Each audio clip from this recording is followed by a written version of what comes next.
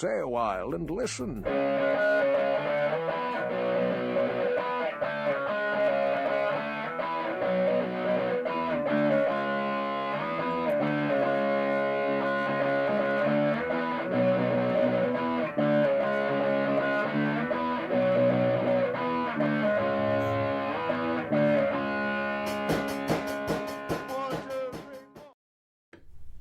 And welcome to the last AOP standing, Agony of Positivity. I am Ross. And I am Bacon Sticks. Bacon Sticks? Yeah, I just went to Jersey Mike's. Yeah. And, so I was placing a online order, and they gave you an option for your name.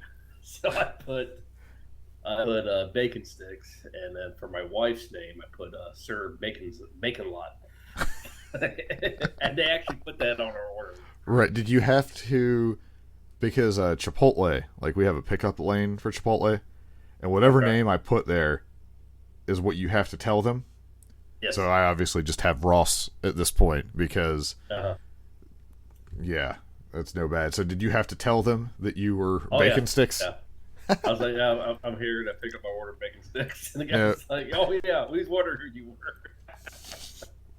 Like that man there. What if from now on they just refer to you as, no matter what you put, you're just Bacon Sticks? There's Bacon Sticks. It's going to become like, you're going to be the legend of that place. Hey, if it gave somebody a laugh, hey, more power to them. We used to get that when I delivered pizza. You'd always see the occasional weird thing come in, like, I left as online orders were really coming into fashion, I guess you could say. Yeah. But yeah, there'd be some just weird stuff that people would put on there, or they'd go to and copy and paste something, but it was like a blueberry muffin recipe or something. So it was always funny. But so how's your week been going? Yeah, maybe I'm going to say 50-50. 50-50? We had some family chaos in the middle of the week, but I mean overall, I made it to Labor Day weekend. So right, yeah, we have a 3-day weekend coming up. It's Labor Day, right? I did not Memorial Day and Labor Day mixed up. It's Labor Day, right? Yes. Okay. What's funny, I do the exact same thing. I never know which one is which. I should. Yes. Like, it's really easy, but I just never know. But yeah, I didn't know until hours ago, like 12 hours ago probably, that we did not work Monday. So that was a surprise to me. Hey, so, that's like back in the day when you was at school and you're like, hey, we're off on Monday. No, I always knew when school off days were coming. Sure. Largely because I wasn't there the rest of the time, so it didn't matter. But trying to think. My week has been mostly uneventful. Okay. Let's see. I received my Ultimate version Shawn Michaels action figure because stupid AEW Toys has gotten me to decide to make a small collection. But there are certain WWE wrestlers that I'm going to have since they're the same scale. So, Undertaker, Shawn Michaels for sure, Dean Malenko. I'm hoping that I can find like a small child that has one out at a store one day that I can take, because I don't know if I can spend $70 on an action figure, because it's an old one and there's only one version of it made that is the elite version, which has like the better articulation of leg joints basically. But then I'm probably going to have to get like an Ultimate Warrior and a Macho Man at some point, and I'm just depressed. This is why I never buy anything, is because if I decide that I want to collect something, there's going to always be like the old stuff where it's like, oh, I really want that. Yeah, I saw, I was at Barnes & Noble a couple weeks ago, and I saw really sweet-looking Ninja Turtles. Oh, is it the Raphael. NECO ones that look like the animated? Yes. Yeah, like they actually got the figure to look like the animation. Yeah, and I was looking at that, I was like, oh, that looks sweet. I was like, no. I'll tell you this, I've looked at every one of those, and they're all sweet. Because Sure, like the Bebop and Rocksteady are awesome, the Shredder's awesome. It's all good. That's why, see, if I did it, I would have to get all the turtles. Yep. And then I would have to get Splinter. And I would have to get Casey Jones. But then I would have to get like 4 or 5 Foot Clan. And then I would have to get like Bebop, Rocksteady, and Shredder. Yeah, it's one extinct. Yeah, I forget what I was looking at, but I saw them. And I was like, those are awesome. And part of me really wants them, but I'm not going to do it. Like, I can only collect one thing at a time. I'm not responsible enough for anything other than that. So, Sure. I also discovered that I think I like Burger King. Okay. So, I'm sure if you listen to really old episodes, it's probably come up, because food comes up with us all the time, where I just lay into Burger King for being not quite as I would do to Pizza Hut, but always trash Burger King when I get the opportunity. Really? We picked up food one day at Burger King, and I got something, and I was like, like the last 5 times I've ended up picking up Burger King, I actually kind of liked it. Maybe I'm wrong. Because that's like 5 times in a row that I've enjoyed what I got at Burger King. So I guess it's time for me to stop. I remember always eating lunch with you. And every time, not every time, I would say maybe 80% of the time, there was always some kind of issue with the order getting out correctly. Something I would like to add to that, because that is absolutely true. But it's not like I ordered difficult food. This is true. Like, I usually ordered pretty straightforward stuff, and it would go wrong. The other day, coming home from work, I stopped by Arby's, and I was ordering beef and cheddar on reg bun. Basically, so I wouldn't have to pay for the cheese on a regular roast beef, since they're doing the 2 for $6. Yeah. Took me like 3 times through the drive, because you can't go inside right now. Multiple trips through the drive-thru to get it right, because I started to pull away, and I was like, I'm going to look at this, because something just doesn't seem right. Usually, I worked at Arby's. On the foil wrap, you'll stripe it, where like the white non-foil side is up if it's a special order. I noticed that technically my food was a special order, and none of them were striped. Well, they put it on the onion bun. I don't care for the onion bun. So, cruise back around, get it fixed. Half of the sandwiches are right, the other half aren't. And I'm like, do I just suck it up and try to eat the onion bun? And I was like, no, I'm not going to settle. I'd rather have spit in my food than eat an onion bun. So, make another trip, and finally got it all right. But every time, like, the girl who was taking the order was so nice, but every time she was like, do you want any sauce? It's like, no. By the 3rd time, I wanted to be like, seriously? But I was like, no, thank you. It's just, I think it's like embedded, because I would always order something, no matter where I go. And that's it. Is that it for today, sir? And I'm like, I just yes. My favorite was, now I never did this, but my first job was, I was 14 working at McDonald's, so we could only take orders, but I'd get to do like the drive-thru sometimes.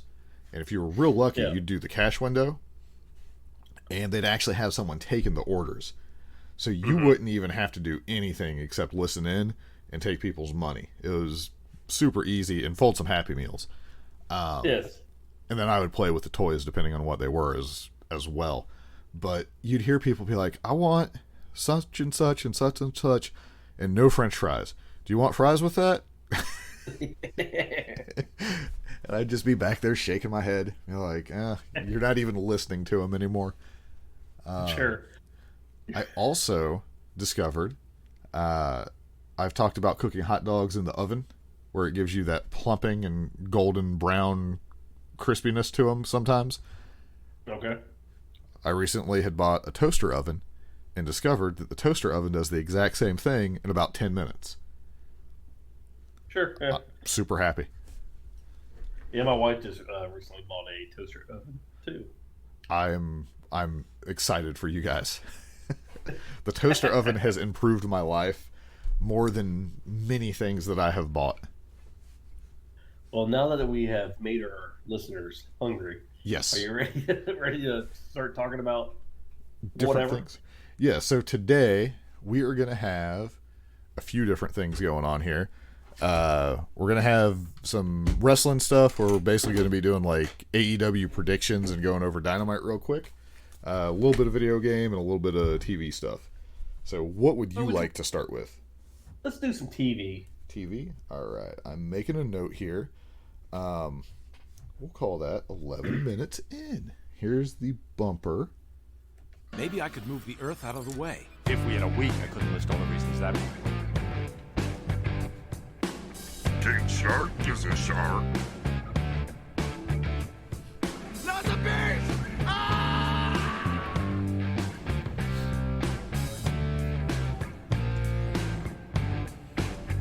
Let's rock. All right. So I'm going to tell you a secret.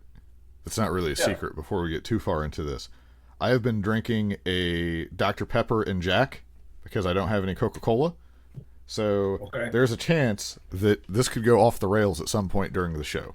So I did not put very much Jack because I'm not a big drinker, but I can definitely tell that I'm starting to get a little bit of a buzz.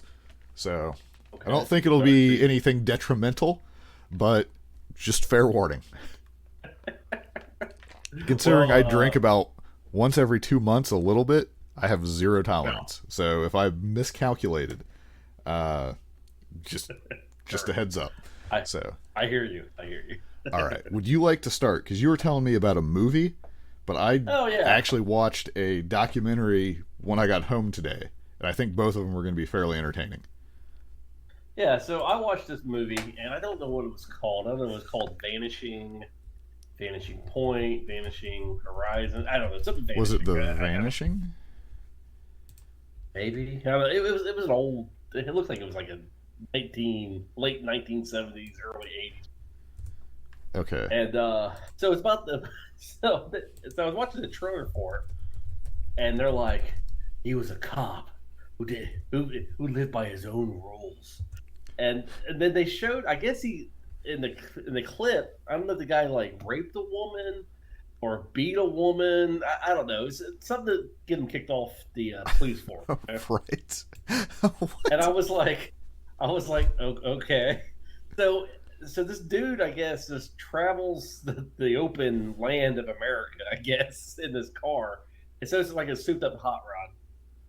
And so the police are like chasing him because he's like breaking laws because he's like running people off the road and whatever. I've never really understood why he was like harassing people. I mean, I guess the people he was harassing was bad guys, I guess. Right. So he's a vigilante at best. Okay. Was this like the Nomad or something? Maybe. No, it was something to do with vanishing. And so there's this guy on the radio. He's like talking about his adventures about the man in the car. He's up against the blue bellies. Oh wait, I found Vanishing Point, 1971. Okay, but it might be that. I mean, it's about an ex-cop.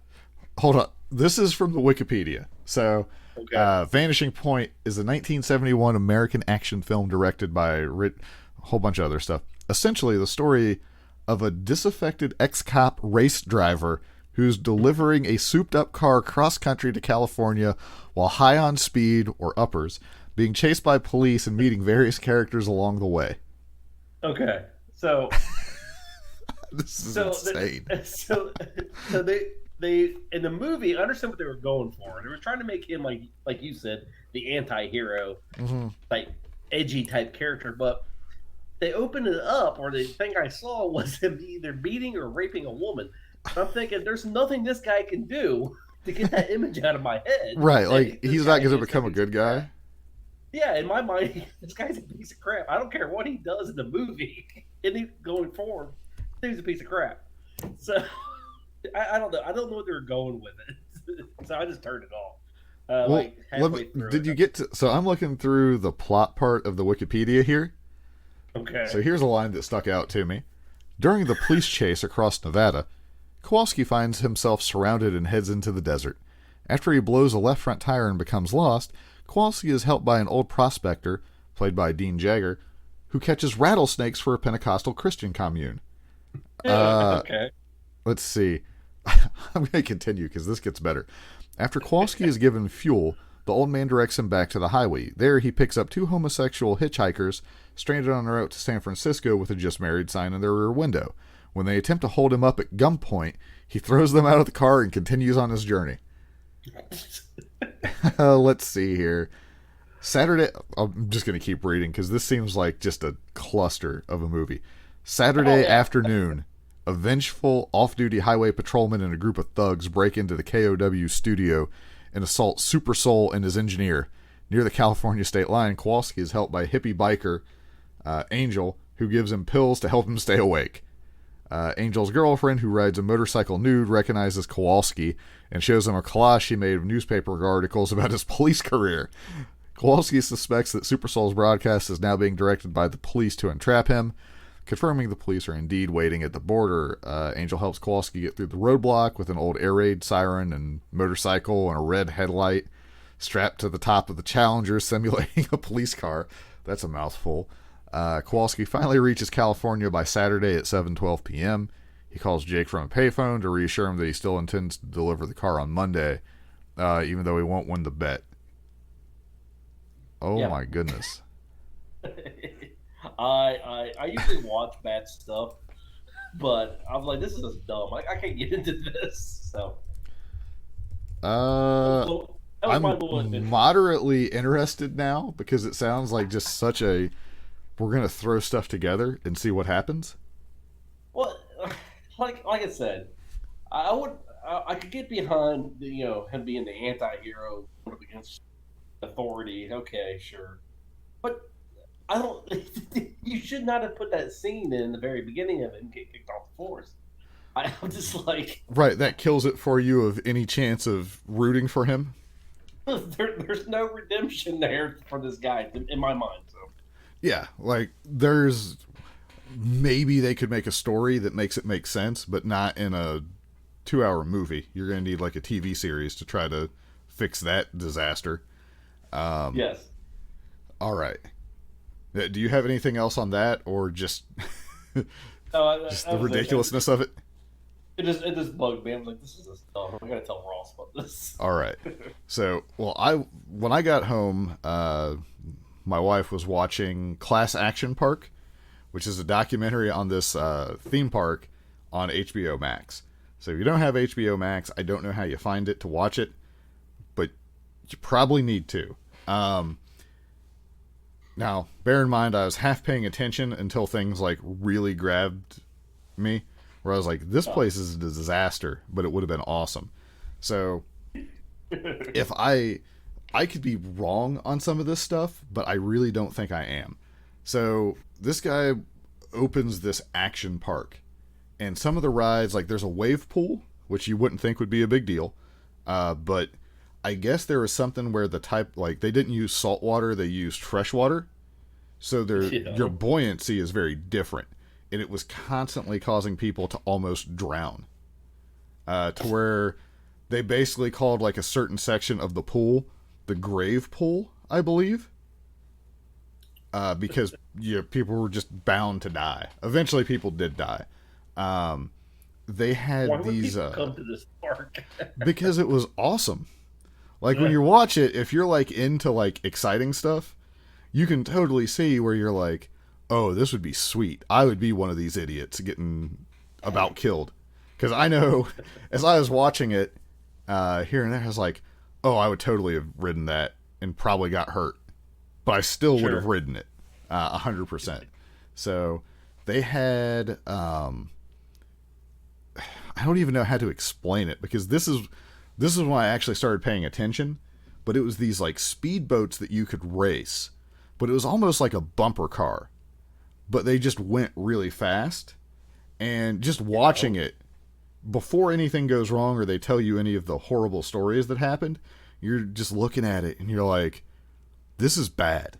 There is no way that this is safe. You're expecting the story, and I guess like someone was pulled up to the dock, like you would do 3 laps or something like that. Someone was pulled at the dock to get ready to get off, and this other guy came barreling in and basically ramps up over the person who's park's boat, and the propeller on the top, like, so it's now on top of the other boat. And I guess the lady was an employee, and she was like, I thought this guy was dead and decapitated. But somehow it had stopped just short. So the propeller on the boat stacked on top was just clipping his neck or something. Yeah. And then I think, like, at that point I realized my hot dogs were burning, so I went and got those. Because I was like, oh, that's going to be like a one-off, but it just kept getting worse and worse from there. So they had a ride called the Alpine Slide, I believe it was.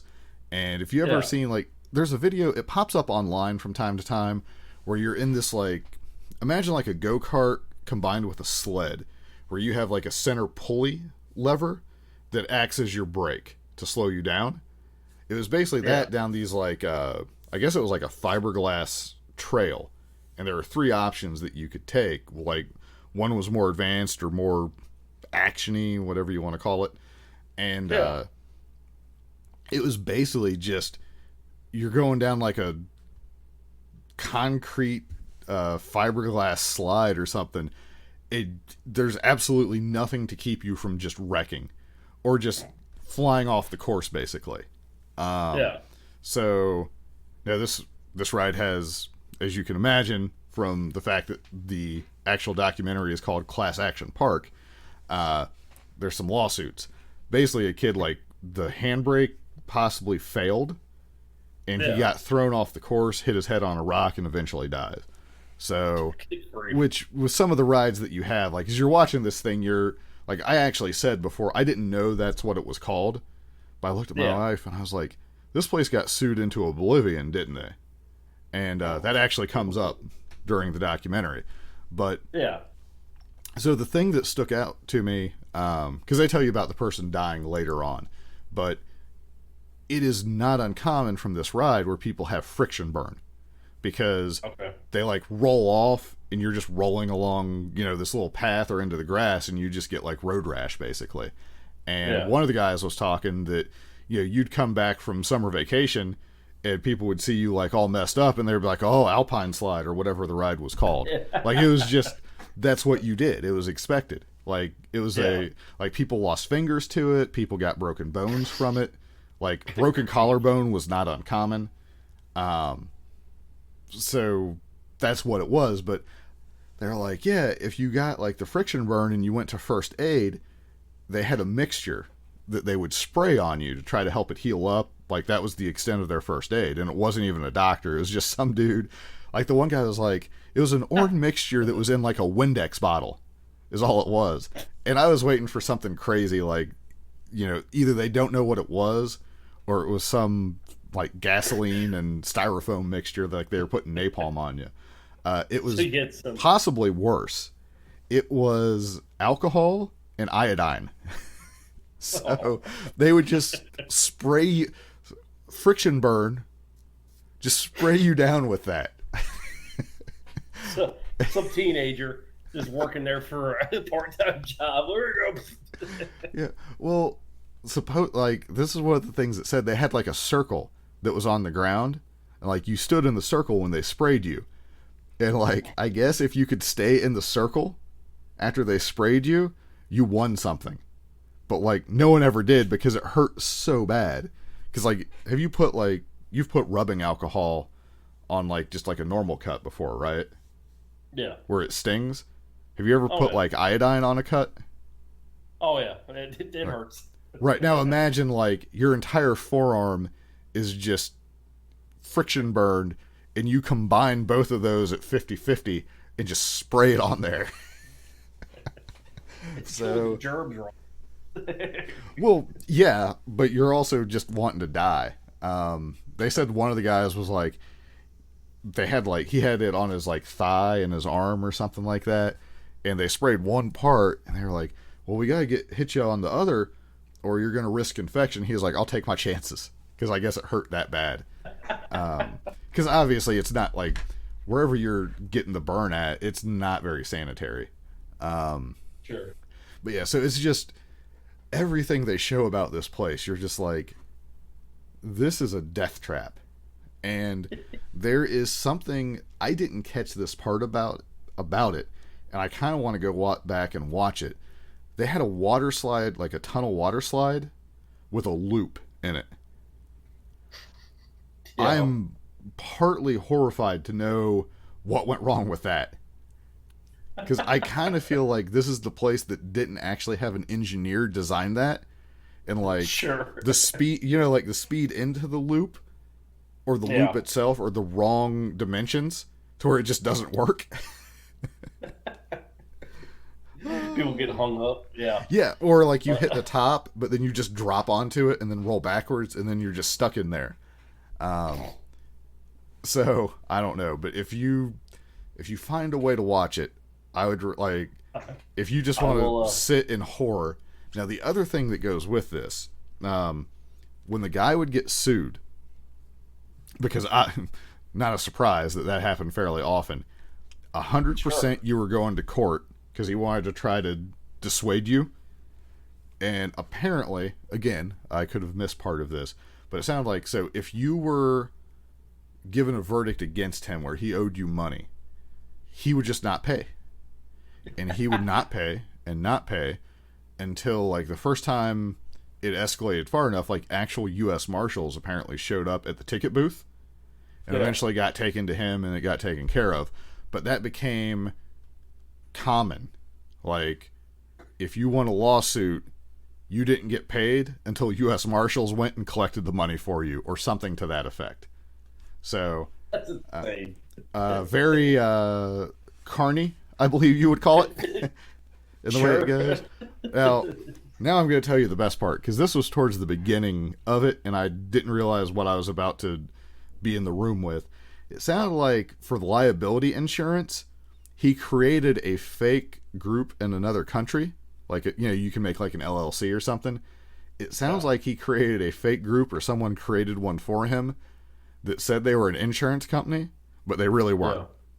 Yeah. So, from the beginning that it's just going to be bad news all around. Sounds like a classy guy. Yes. The one lady in the thing, when this guy has passed away that was involved, they actually got out the good wine to celebrate. They're like, it's pretty terrible. I'm summarizing. It's pretty terrible that you would celebrate someone's death, but we did. Because I believe their son was one of the people who died there, and they just didn't feel like they cared at all. But yeah, it's just to see some of the rides and the stuff that this place had that was totally okay. Like, people just accepted it. And it's like, wow. That's insane. So, now while we're on TV, film, and all that stuff, you checked out Superman Man of Tomorrow? Yeah. With Lobo? Yeah. If you were to give it a 5-star rating. Okay. Now, you didn't watch it in the Tokyo Dome, so it can't be 5 stars. But what would you give it? I give it a 3. A 3? So it's nothing groundbreaking, but I mean it was a fun watch. But is it the typical animated DC where you're like, oh, this is what I want out of a Superman movie? Oh yeah, I mean, okay. Superman, definitely Superman. The Superman that we all deserve. Right, the correct Superman. I think it's fair to call that the correct Superman, where he actually is a normal human being, so to say. He was in a good mood. He was a very young Superman, because Lois Lane just in the movie just got out of journalism school or whatever. Okay. So he was fairly new in his journey. So. But didn't that confuse you? Because there's been other movies where he's old. Like, that just totally ruins everything, right? Because they took like 1 minute to explain what was happening, and I was like, okay, I'm there. So wait, you're telling me that as a fan of Superman or any superhero, that a 1 to 2 minute explanation is all you really need to know to understand that the timeline is not similar to other things that exist? Yes. Do you think that power could work in live action? No, we gotta have like half the movie showing him jumping over corn stalks and everything. Watching his father get hit by a tornado. What if they changed Pa Kent's death to there was a tornado and it threw a cow into him? And that's what killed him. The slapstick. We're going Yeah, I mean, just complete ridiculousness. But anytime it came, it was treated completely serious every time. Like, you know, like Uncle Ben's death in Spider-Man, it had the same seriousness with Pa Kent being hit by a cow. Yeah. So Paul Kent in this movie is alive. Is alive. Yeah, good. He should be. Yes. I don't know why they started killing Pa Kent off on stuff, but Who knows? you know, like, let him be an alien that's happy. That's all he. Sure. You can tell that I've been drinking because I'm sympathetic to Superman. What has happened? Bilbo is very he has a lot of good one-liners. So I would recommend it. All right. Well, I'll eventually, as soon as it's like the rent option, I'll probably do that. Or if I find it in the 10 minutes that somebody's posted it on YouTube and I can watch it, I might do it that way. But I'm more than willing to give them $5 or $6, just not 20. Sure. Let's see here. Do you want to go on? So we talked about Fall Guys last week, the video game. I actually bought it and played it a little bit. Do you got any other video game stuff? Well, let's go to video games, and the listeners will not hear this, but I need to take a little bit of a break. So let's go to video games, and then you will be back. Okay. I will be back. So just stop the podcast or keep this in. Knowing you, I mean, whatever. Yeah, we'll see what happens.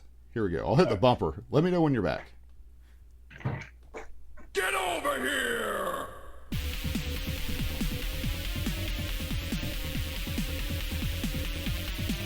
Time's up. Let's do this. All right. So what we're going to try is I'm going to try to filibuster until Saul is back. And I will fill that time by talking about trying to download Tony Hawk on the Epic Game Store. I have fairly decent internet. And for whatever reason, I don't know if maybe the Epic Game Store is being bombarded by people wanting to play Tony Hawk. The max download I can get is like 500 kilobytes a second. Like, I can't even get a full meg download. So at 4 o'clock almost, I kicked off the download for it. We started recording at 7 o'clock. In that 3-hour time, out of 20 gigs, I believe I downloaded 6.5. So it is the worst download ever. Ran like speed, or I don't use speed test, but like the speed of me, like basically like your online speed test. Everything's fine. I cannot find a setting to change in the Epic Game Store that is somehow throttling my download to them. It is incredibly frustrating. All I want to do is be Rodney Mullins and skate around. Are we still taping? Yeah, I was filibustering, and I was telling about how I'm trying to download Tony Hawk on the Epic Game Store, and it won't even give me a full meg download. Nice. So over 3 hours, I've downloaded 6 gigs out of 20. Obviously, it's not constantly like half a meg, but it's just stupid, and it makes me mad. I just want to play Tony Hawk and be Rodney Mullins. Throwing my pen down, I'm angry. Okay, but so if anyone else is having the same problem that I am, I feel your pain. So Fall Guys. So we were talking about this some last week where you had gotten it, but unfortunately life happens and you haven't had a chance to play it. I played it some during the week, and this is not something I could ever see as being like a main game, I guess you could say, like where it's like, I'm going to set aside time this weekend to sit down and play 7 hours of this.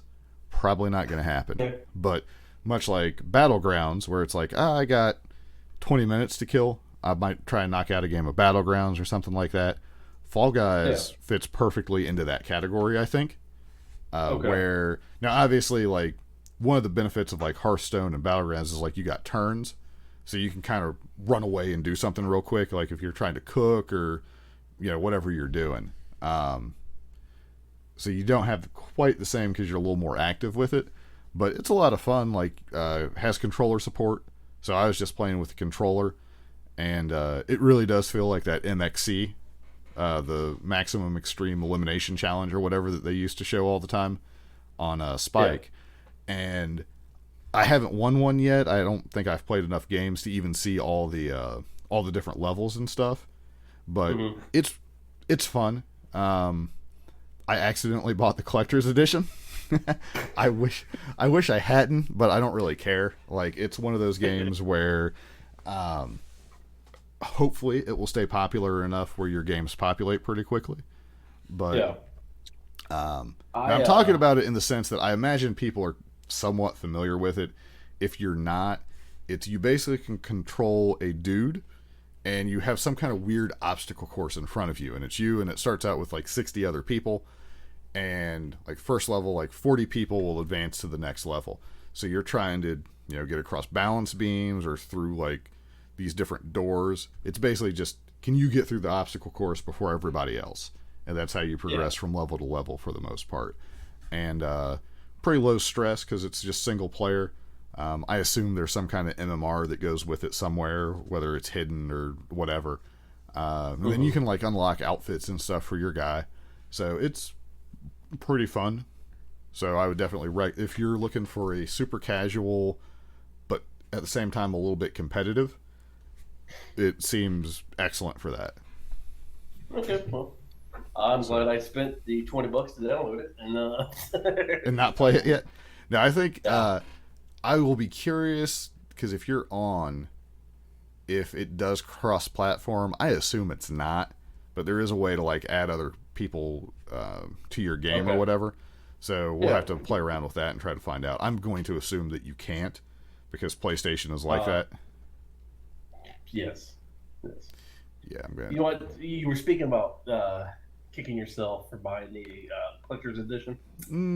I remember a long time ago, I did the collector's edition because my one buddy, and I don't know why, talked me into playing Guild Wars.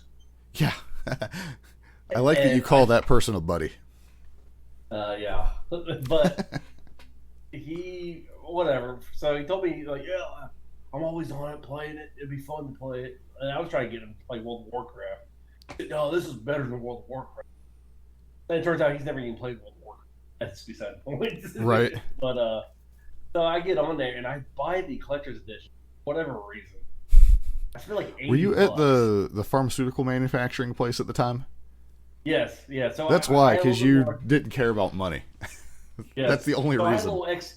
I had this crap money that I just buy stupid stuff, and I spent $80 in this thing. And after I spent $80, I was like, ooh, that's a lot of money. This game better be good, and it wasn't.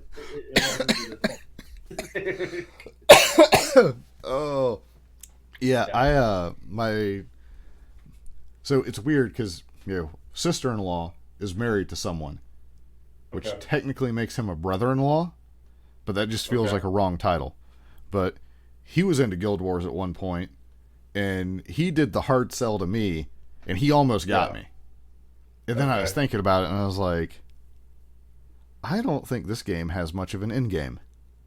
So I avoided it. But it seems like anyone who's into Guild Wars will lie to you. I'm just going to say it. They're liars. Yeah. So if you're listening to this and you played Guild Wars, you know how I feel. Well, I asked him, I was like, how do you think this game is better than World of Warcraft? Well, I don't know. I never really played World of Warcraft. I was like, well, you told me it was better. Well, I played it for like... I feel from watching my brother-in-law or whatever play Guild Wars a little bit, it looks like it could be a fun game, but if I'm sold... So, I'm gonna make a parallel comparison here. So, I go into Metallica, like Justice for All. Like, I really like Justice for All. The Black Album was pretty good. So that got me into some of the other stuff, like Ride the Lightning, whatever. So I like that older style Metallica. Well, I had never listened, really, to AC/DC. And a guy that I was friends with who lived down the street from me, keep in mind, I'm like I don't even know if I'm in high school at this point, is telling me how like AC/DC is just like Metallica. Well, Okay. if you ever listen to both of those bands, Yeah. short of them being like rock and roll, there is quite a bit of difference, especially from a vocalist standpoint, for sure. Sure. Like, I would never tell someone like, yeah, if you like Metallica, AC/DC is just like Metallica. Because that's not true. Yes. That's not true at all. No. And that's how I would feel for the Warcraft to Guild Wars comparison, where they are similar in some aspects, but not really. Yeah. And someone, if you really enjoy Warcraft, there's no way you're going to be like, oh, this is going to be like Warcraft but better, and then you're going to play Guild Wars and you're going to be like, what just happened? Yes. Like, I could have spent $80 on store mounts. Sure. Which you easily can do if you wanted to. They will take Yes. your money, and they will give you pixels. Let me see. So, yeah, and as I was talking about, I'm excited tonight. I'm going to play the Tony Hawk re-releases. Okay. I am very A little sad. jacked up. A little jacked up. Screaming like, yeah. No. Oh, No. I don't. I'm trying to think of the last time I actually sat in my house and I found something so awesome that I actually screamed. Like, yeah, this is awesome. Like, I don't it think I've doesn't. ever done that ever. Like, there's a few roller coasters I'll ride that gets that reaction, but in general, Sure. I'm not much of a screaming, yelling person. I don't know if that Yeah. comes across on the podcast to people who are listening, but I hope it does. Yes. Let me see. But yeah, so Now, excited for tomorrow that. night- Yes. Tomorrow night when we watch All Out together, Yeah. I want you to be screaming after every bit. Like, yeah! You know, it's funny. I was actually thinking about, like, if I went to, like, I'm at the point where I would actually probably go to an AEW show if one came nearby. And I think I Yeah. would actually go out of my way to cheer. Yeah, I'll probably clap. Yeah. Probably. I might smile, but I'm not going to commit to anything. There was a commercial that came on today that was talking about. He's like, "Have you ever just wondered who came up with clapping? Who thought it was a good idea to start hitting yourself and to make noise?" So I can tell you how that came about, because Yes. it ties into my other favorite invention of all time, which is throwing. Yes. So what probably happened is someone fell, and then the other person, for some unknown reason, decided they needed to make as much noise as possible, so they did the clapping thing. And at that moment, no one had ever thrown anything at anyone else, but he had a rock by Yes. him, and he picked it up and just lobbed it at that dude who was clapping, and Yes. throwing was invented because of that. Sure. And they both were just in awe at this object flying through the air. And then it hit the dude clapping. Sure. Because that's the same thing that should happen to, when you're at a restaurant and a server or a busser, like, it's going to happen eventually to you. You drop like a plate or something and then people start clapping. Yes. Those are the people who should have things thrown at them. Like, Yes. how sad is your life that you think that it's hilarious?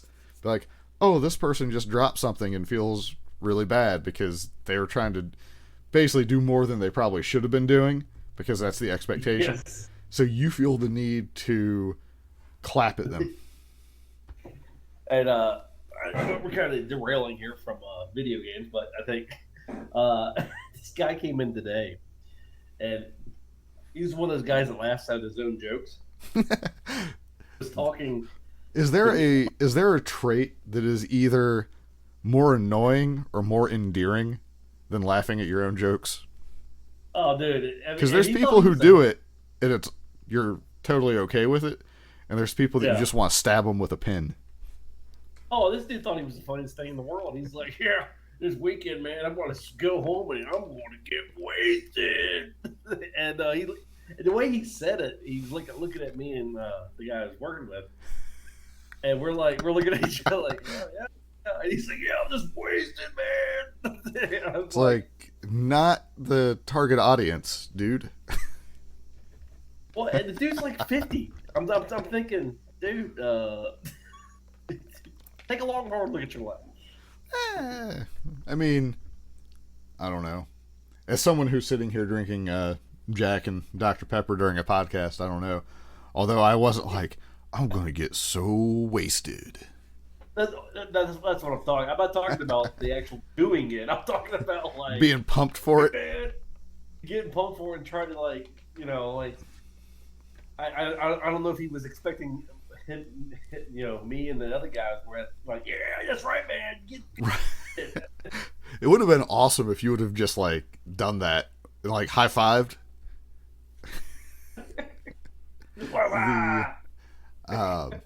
Well, because if he doesn't know you, like you're pretty much a teetotaler, like not in a negative way. That's not your thing. Sure. I'm going to imagine the other guy at work is in a similar boat or is long past that. So maybe he was like, oh, this guy's younger than me. He's probably a party animal. His name's Ralph.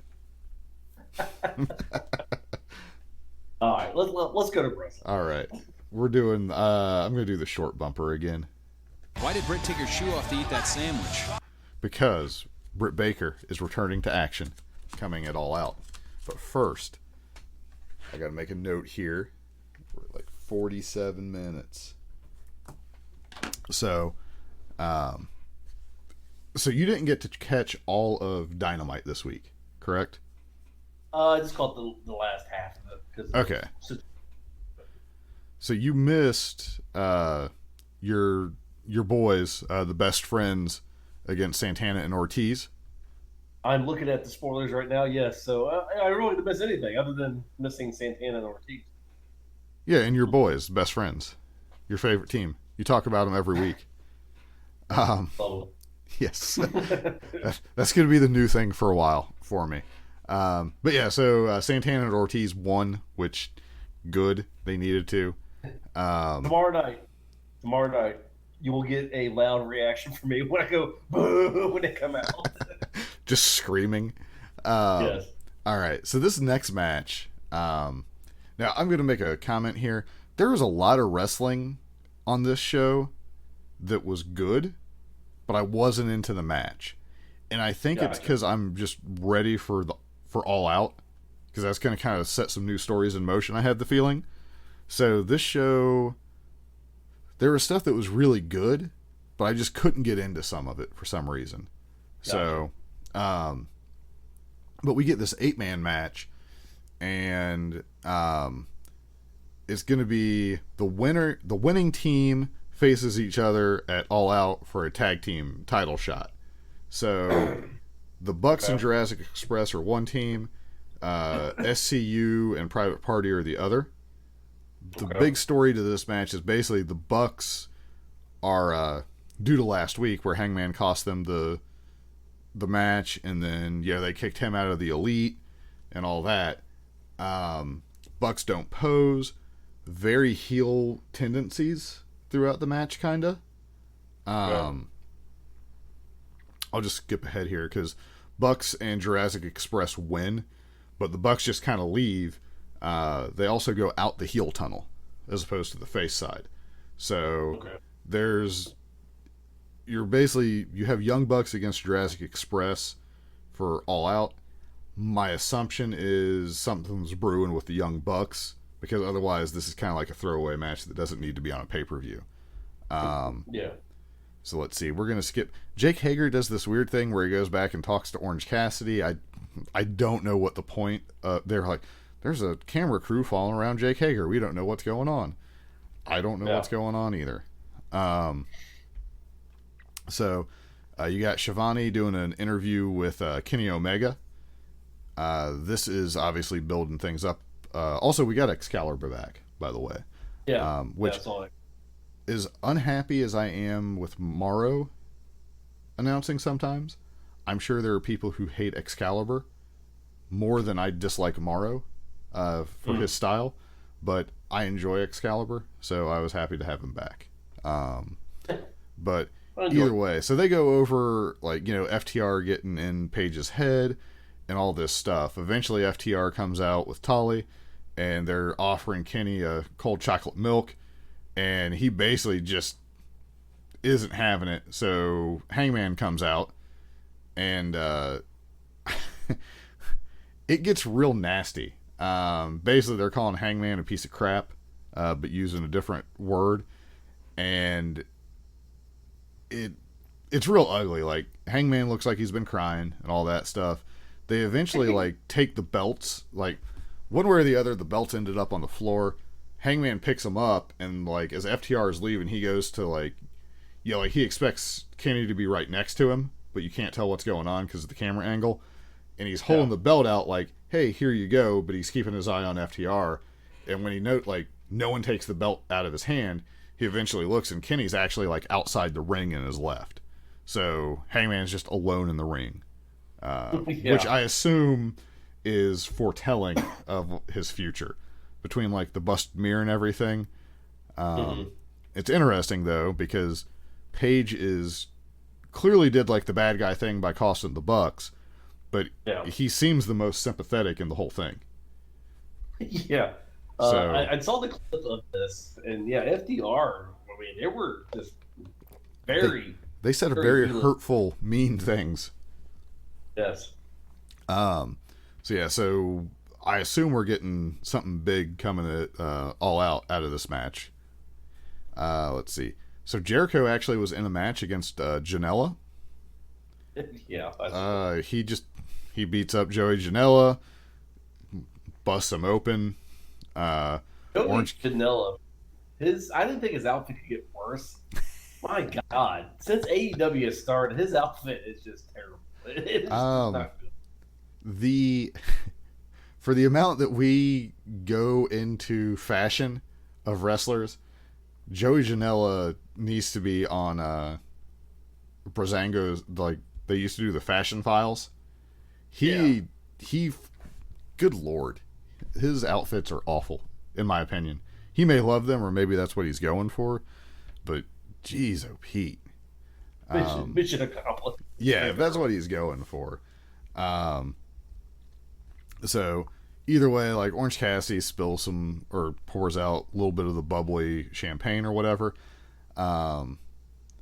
We got Sammy Guevara came out and was doing the cue card thing. Matt Hardy's up on the ledge or whatever. I was watching on Fight, so I don't know what was showing on like normal TV. Oh man, so I didn't care for that segment. This next segment, I'm curious how you felt about this. So it starts with Taz coming out with Team Taz, Cage and Starks, and they're doing a normal. Jake the Snake comes out, like everybody comes out. What did you think of this? It just seemed like a train wreck because everyone was talking over each other. Right. And I'm just like, Tony Khan not like get some kind of order here because it's like, all right, everyone go out there and just run your mouth. Well, was it designed? Because you've seen where you get a bunch of people together in real life that are all trying to make a point, and it's just a cluster like this. Do you think maybe that's what they were giving a try? Like, what if it really is? Like, you guys just try to get your stuff in instead of like actually having like a skeleton, like a better idea of what to do. They're like, just go out and try to do your own thing and cut each other off. Let's see how that goes. Like maybe they're trying to make it more realistic. I don't know if that was the plan, but yes, they accomplished what you just said there. Because right. That doesn't mean that it's good, but if they were going for realism, like if you had like managers and like people coming out trying to talk, they would talk over each other, they would interrupt each other. It would look a lot like what we see. However, from like when you're used to things kind of like a back and forth rhythm, we were not getting that at all. No. So, what did you think though about like the brawl itself? Maybe it was alright. Yeah, I mean it excuse me, it killed some time. It does show. I saw someone they typed out, or I read out, I guess, like if you think about like everybody in the battle royal, like at least everybody pretty much has a character though. Like, Sure. everybody, like, you're kind of familiar with people's motivation and stuff like that. So, congratulations to them for that. We'll see. I haven't been a fan of the last couple, like, their Battle Royal method where people come out in groups just doesn't, like, I appreciate them trying something different. We'll see how it goes this time. But so far it's just been, it feels weird because it's so different from things I'm used to. It's just a problem. I mean, we have WWE's Royal Rumble is the best. I mean, and that's the problem. Right. Well, so the question would be, should they keep trying to reinvent it, or should they just be like, you know what, this is the best way to do it. We're just going to do what they do. I would just do what they do because there's no one. I don't know. Right. Like, either go like full Royal Rumble style, even if it's like 30 seconds or a minute or something, or just do like a straight Battle Royal where everybody starts in the ring. Yeah. We'll see. This one might be the best one ever, and it might change my mind on it. But so far, I've been, I don't know, Battle Royals are just hard. Like, whatever. Did you happen to, I don't know the timestamps on this stuff, but the Thunder Rosa against Serena Deeb, did you get to catch that match? Yeah, I watched it. It was good. So this is like one of the things where I was saying, one, I thought it was going to be a squash match for Thunder Rosa. Yeah. But it sounds like Serena Deeb might have got herself a job out of this match. Because like people are very high on it. I did not realize it was the same Serena that was in the Straight Edge Society. Honestly, I didn't know that either. I thought just because of the name that it was, but I was like, I don't know. But yeah, that was like a long time ago, but she's only 34 apparently from everything I was reading. So she's still fairly young, but this was a good match. Yeah. I wasn't super into it, but like just watch, you can tell it's a good match. It's better than a lot of women's matches we've seen for sure. I think Jim Ross kind of really pointed that out on commentary, possibly in a detrimental way, but Sure. It was better than last week's match with Mick Swole and I don't even know who she wrestled. It was so bad. Right. Yeah, there's been some stuff that has not gone well, for sure lately with the women's stuff, but this was a really good match. Both of these girls can put on a good match, it looks like. So I'm excited to see, because she just had everybody's best match almost, it seems like, in AEW. Well, and is Thunder Rosa a MMA fighter? Or kind of MMA? I am not super familiar, but I thought I saw something that she does have some kind of either training or record. Gotcha. Okay. So I don't know, but I know like some of the stuff looked like they were just whomping each other big time in this match.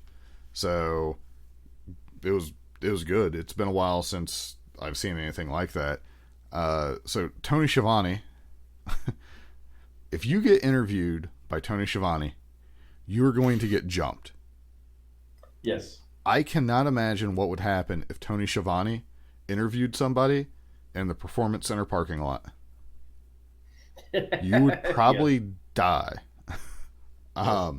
So basically they're just like kind of hyping up the big swole Britt Baker match, but there's this like fake out pizza delivery thing. Yeah. Did you say to yourself, what a waste of a good pizza? Because that's what I was thinking. Kinda. Because I was looking at it and I was like, man, I'm kind of hungry. But sure. Overall, I like this. I forgot. This is going to sound really dumb. I forgot that Britt Baker can walk. Like, I'm so used to seeing her in the wheelchair. It was weird seeing her walking around. It happened such a long time ago, yeah. But yeah, so she hits her from behind, and then she gets her in the lockjaw. But while she has her in the lockjaw, she grabs a slice of pizza and is just facing her with it. I just don't know. Did that give you any degree of hype for the match though? Like, oh yeah, I forgot that this is going to be like an actual match. Now you said this is going to be like a movie type match. Yeah. We'll get into it more for the thing, but yeah, it's called a tooth and nail match, but it's going to be at Dr. Baker's office supposedly. I mean, that could help. Um, Yeah, I guess I'm a well, little, it's been moved. It was originally going to be on the buy-in, like the pre-show, but yeah. basically people were complaining that it needs to be on the main card. So Tony Khan on Twitter just a little while ago, before we started recording, or maybe the middle of the day, I don't know. Time's funny. Basically, that they bumped it to the main card. So that's good. Like, it shows that people want to see it on the, like, as part of the actual pay-per-view. Then you'll get people. No, you should have put that. I changed my mind. Yeah. Have to buy it. I imagine it's going to kick off it might kick off the show still, Yeah. but if they were willing to move it to the main card, that makes me think that they've at least watched it and enjoy it, so that it should be pretty good. I think they slated in like a Dark Order tag team match on the buy-in instead, or something like that. Okay. So we had Mark Sterling, MJF's attorney, got whomped by John Moxley. Yeah, so I cared nothing about this match until the very end. Right. Yeah, I mean, that's really the only reason this was there, was to have Moxley in the ring so he could get jumped, I'm pretty sure. Yeah. Now, what did you think of... So, one, multiple F10s, which I'm going to say is a rare occurrence where trying to do more with a move makes it worse. Yes. Because no one who's big doesn't just land on their hip. Yes. It just drives me insane. But so MJF just obliterates Moxley and goes psycho mode, I guess you could call it. Yeah. Did seeing that side, I guess, to MJF, does that make you think that he has a chance against Moxley?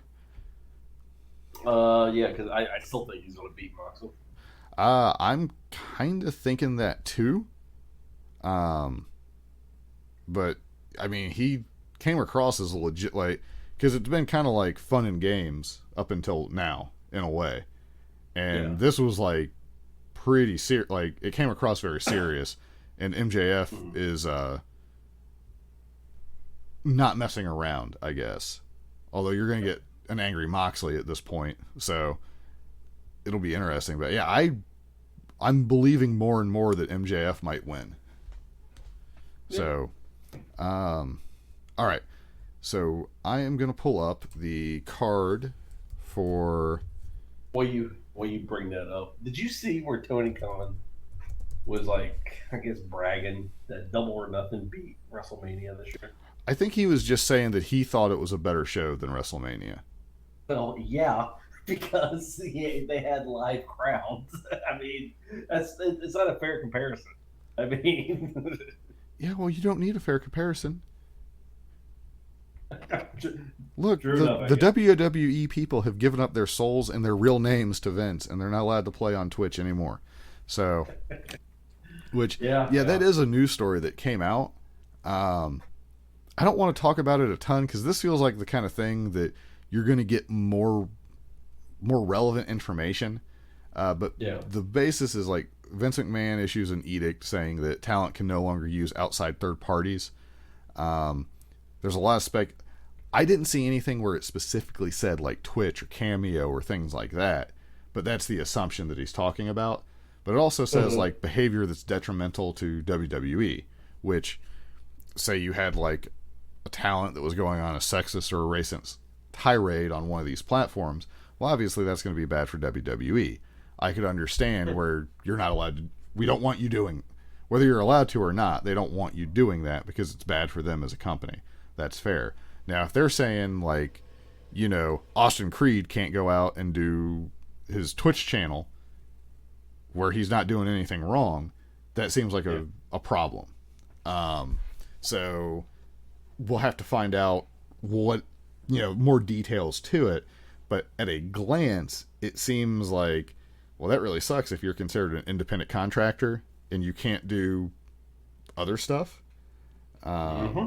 But I can also see the argument that WWE has made your name, if you're using, like, your wrestling name, and they have some control over that. So I could see different sides, but either way, I'll be curious by the time we record next week. Like, I assume by then full details will be out. And it could be that maybe someone was doing something crazy like an OnlyFans, and they're like, yeah, we can't be having that. So It'd be interesting to see what happens with Brock Lesnar if he goes somewhere else. Because he is theoretically a free agent. I just can't imagine him not being in WWE. Like, how much money would you have to spend to that Vince wouldn't match, basically? I don't know. Well, that's true. I mean, I think Vince McMahon's going to be able to beat you when it comes to money. So. Yeah, absolutely. So let me find. Sorry, I had the card, but like the official AEW site doesn't have the full card for the show. Unless Tony Khan can convince TNT to give Brock like shares of TNT like stock or something. I somehow don't think that's going to happen. All right, so let's go. So this will be our predictions. The last time we did our predictions, we seriously had almost every one of them wrong. It was impressive. So I'm going to start at the bottom. Let me send you a link to what I got, so we're looking at the same thing here. Yep. So at the bottom of it, though, we got Jurassic Express against the Young Bucks. So this is going to be the match where winner gets like a tag team title shot. Mm-hmm. My prediction, which is not going out on a limb at all, is the Young Bucks are going to be full on heels by the end of this match. Yep. And they're winning. I can see an argument, Jurassic Express, because the Young Bucks are going full heel. Yeah. Winning because of it. So, like, the Bucks, maybe they lose, and by the end, like, that's what causes them to go full heel? Yeah. And then, okay. Now, would that also be because, well, we'll keep this in mind. We're going to jump ahead then. Let's do the Tag Team Championship match where you got Kenny and Paige against FTR. Who do you think is going to win? I mean, it would make sense, FTR. Right. So. But would that be your prediction? FTR, yeah. Okay. FTR with Kenny Omega doing something to Paige. All right. Yeah, let's see. I'm going to say Kenny and Paige win somehow. I don't know how, but after the match, Kenny turns on Paige. That's going to be my prediction. My reasoning for that is because since I think the Bucks are going to win, yeah, you don't want the Bucks and FTR touching yet.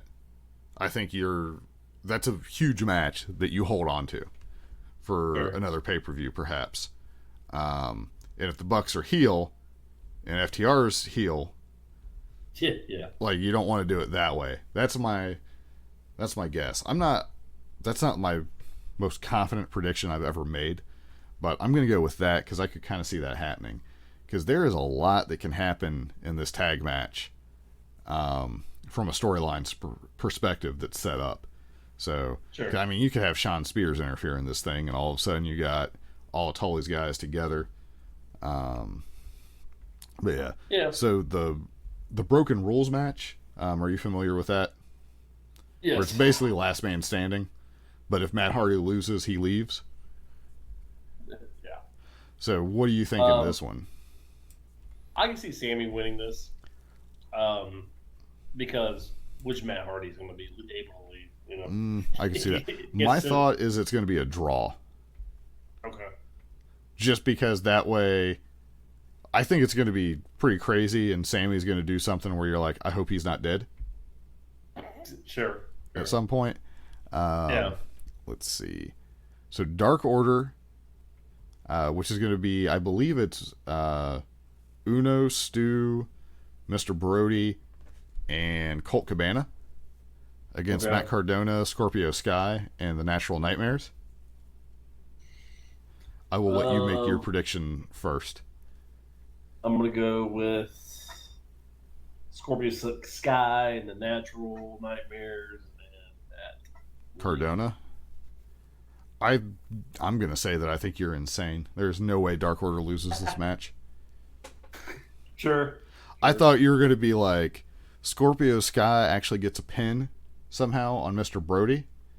Yeah. And I would have looked through your brochure as to what you were trying to sell me. But without something super specific, there is no way Dark Order is losing this match. I don't think they should lose. I agree with you, but okay, fair enough. Yeah, they could do some kind of revenge thing. Sure. Yeah, I'm still going with the Dark Order though. I think they're just gonna keep gaining ground, and then when they have the AEW Wacky Racers, have you seen any of the images of that? Yes. Where they have the lawnmowers. Yes. Good stuff. I cannot wait for the Mr. Brody Hangman Page feud whenever we get that. Sure. All right. So the Casino Battle Royale. Can you make any kind of prediction who's going to win that? I'm going to go with Sean Spears. All right. So they're coming out in groups of 5. So that means there's one person who's a mystery entrant? Yeah. Is that correct? I think so, yes. Dalton Castle. Ooh. That'd be interesting. Yes. I am going to say Miro is right. man 21. Now, what? Someone's listening like, they've already announced all the 21 people. There's not a surprise. Well, I'm still going with Miro. Because honestly, it's basically me picking out of somebody. Like, I really don't know who would win. Maybe Ricky Starks, but it seems like he's destined to have a feud with Darby. So, I don't know. Like, I imagine they will take each other out. But yeah, I'm going to predict Miro or Rusev, whatever you want to call him. The women's championship match. What do you think? Thunder Rosa. That is my guess. I have a very specific reason why I think that, though. Take the title and melt it. And you're close, because the NWA women's title is also very tiny. They're going to unify them and create a title that is the correct size. Yes. Otherwise, Sheeta might win, but I think that's the goal. So, I think it'd be smart on AEW's part to let Thunder Rosa win. It would be crazy, but if there's really going to be like an NWA AEW like crossover or whatever, that'd be a heck of a way to start it for sure. And I mean, because the women, AEW's women's division is hurting right now. Like, there's no way to. I mean, they know it too, so. It would get people talking. Yeah. And that's fun. So. But it is. So yeah, so we already talked about the tag match. So Mimosa Mayhem. So I was telling you about this, but I want to point this out. So I was on Reddit and I saw someone point out they did the math, because Jericho goes over how much a little bit of the bubbly and how much orange juice is going to be in the vat that you can potentially be dipped into. So when you make a mimosa, I was looking up some of the different recipes. There's a few different ones. Some of them are like a 1-to-1. So 1 part champagne to 1 part orange juice. A lot of them are 3 parts to 1 part.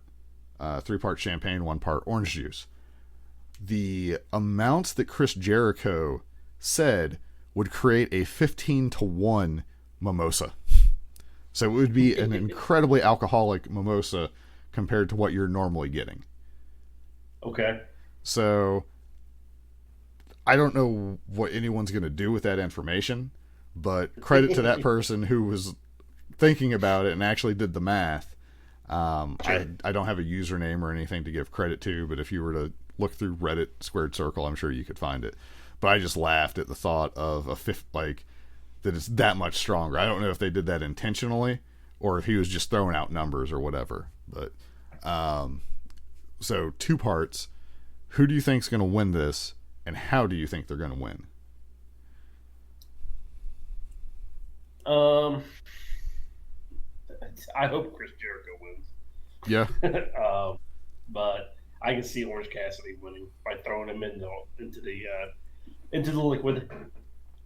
So that's not much of a prediction where you've just decided that both people could win.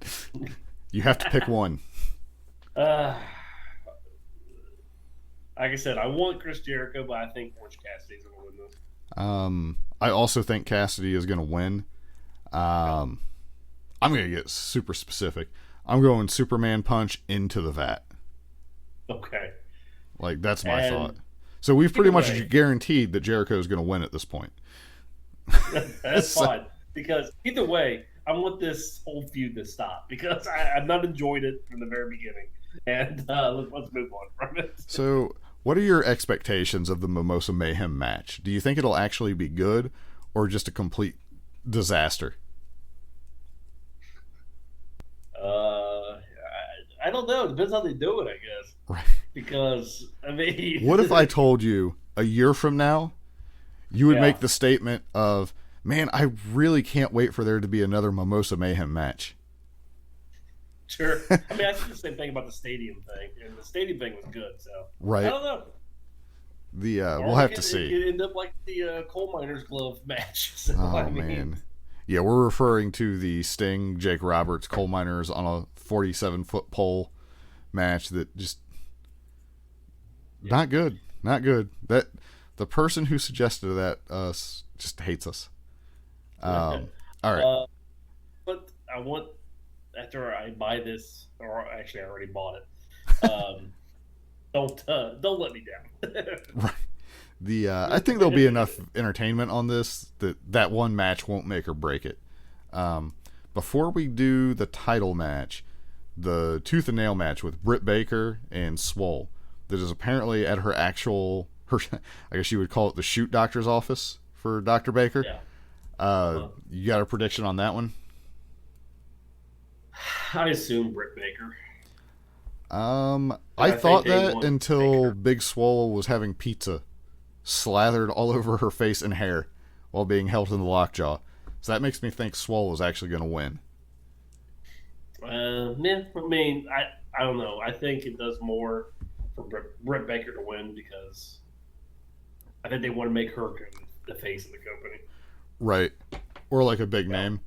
Well, Yeah. and she was having a pretty good role until the knee injury.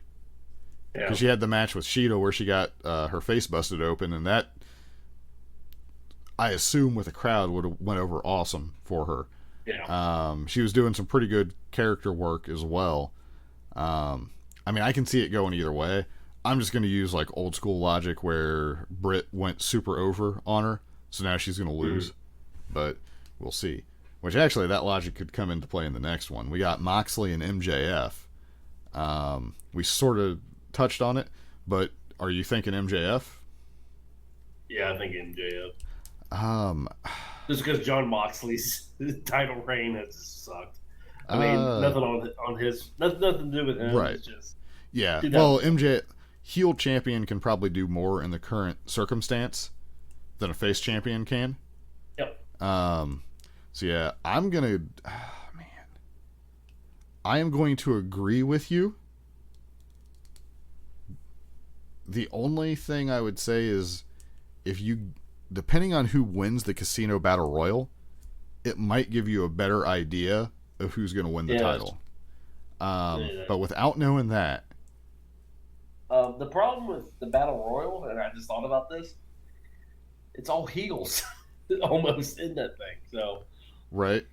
I mean, obviously, MJF can just dislike anyone, so that shouldn't be a problem. sure. Sure. But yeah, I'm gonna go with MJF too. Like, it feels like, I don't know if it would be an upset, especially after this week, but it seems like it would be kind of a surprise. But if you're gonna try to make MJF the man, might not be a bad time to do it and see what happens. Yeah. And then, you can, now, how do you think Scorpius he's gonna guy. win? Is he gonna like get Moxley to paradigm shift him so he wins in like the dirtiest fashion ever, and then you can have a rematch? Or Think about that, He and Mike Moxley just snaps and uses the forbidden move, I didn't think Yeah. about that, I almost wonder, because obviously we don't know what this magical contract that they signed is, if Moxley doesn't actually win the match and then Paradigm shift him after it. Yeah. And it's within the contract that even after the match, like basically for all of September 5th, the Paradigm shift is banned from AEW. So MJF gets the belt on a technicality.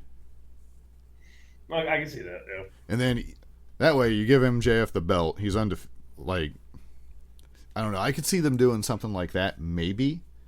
But that would be one of those, like, kind of screwy finishes. But it sets up, because they don't typically do, like, the guaranteed rematch for anything. Although we've only seen one title change. So, if you want to set up a legitimate way, like, that's pretty cut and dry. Or MJF's just like, no, you don't get nothing. And that makes him more of a bad guy. Yeah, well, the Moxley character is kind of dumb. I mean, that's how they kind of played him as. Not too smart. Well, it's more like, it seems more like he rushes headlong. Like, MJF would have something real specific with the wording to cover his own butt just in case. To where, like, he loses and then he just provokes him into doing it because Moxley thinks that it was just for the match. Where it goes from Moxley got one over on them by sneaking in the page on the contract, and then they got one over on him because he didn't read the fine print or something like that. Yeah, I can see that. So, all right. So there's our predictions. We'll probably be wrong on all of this, and somehow Jungle Boy is going to leave with the world title. So, yeah. So, Yes. all right. You got anything else? I was trying to think. Oh, have you watched any more Thunderdome stuff? No. Still liking Thunderdome. I've not seen any more horrible things, just random weird pictures. Did you catch NXT by any chance? No. Okay. They did a 4-person 60-minute Iron Man match. Okay. I know the results, but I still want to watch the match. I just haven't had time to watch it yet because I am not aware of a 4-person Iron Man match ever happening before. And then I guess the other notes for WWE stuff, Roman, it seems like, is officially heel for sure with Heyman and has the title. So that should be interesting. And we were kind of giving WWE a hard time with Keith Lee, but he beat Randy Orton super clean with the Spirit Bomb. So maybe he's not doomed after all. Give it time. I just like that the Spirit Bomb's his actual finisher instead of using the Big Bang Catastrophe move. So, because Spirit Bomb is much more impressive. I can see McMahon. Keith, I'm liking the stink face. Let's switch your move to the stink face. Let's hope. Big men do this. We'd like you to do greetings from Asbury Park. Yes. Basically, everything that makes you unique, we'd like you to mimic Rikishi instead. Yes. Can you say I did it for The Rock? Yes. That's like rumors, which mean nothing, and like not that we have any sources, but sounds like McMahon actually really likes Keith Lee, and that's why he just straight up beat Orton, like first match basically. So kind of relief to see that someone where it's like, oh, I kind of like that guy. Hey, they didn't destroy him immediately. He's got at least 6 months now, I'd say. And we'll have to reevaluate. That clock's always ticking. Anyone who's a big man, there's that dancing clock that just tick tock, tick tock. You never know when your time's coming. So it's funny. I never noticed that until you mentioned it. Yeah. And then I was like, oh my God, Ross is right. Because when Braun Strowman started doing it, I was like, oh my God, they're doing it, making them do it. I do not understand it. There is got to be, it's either a rib or it's like, I hate you so much, I'm going to make you dance. Like, I don't know what it is. but it happens an awful lot. So, Yep. all right. Well, I think we can call it there. I feel like we showed a show. I hope you guys have a great week. Yes. And we will be back. Bacon sticks. Yes. Bacon sticks out. Bacon sticks out. I think that's the perfect place to end it. Going to hit the button. Here we go.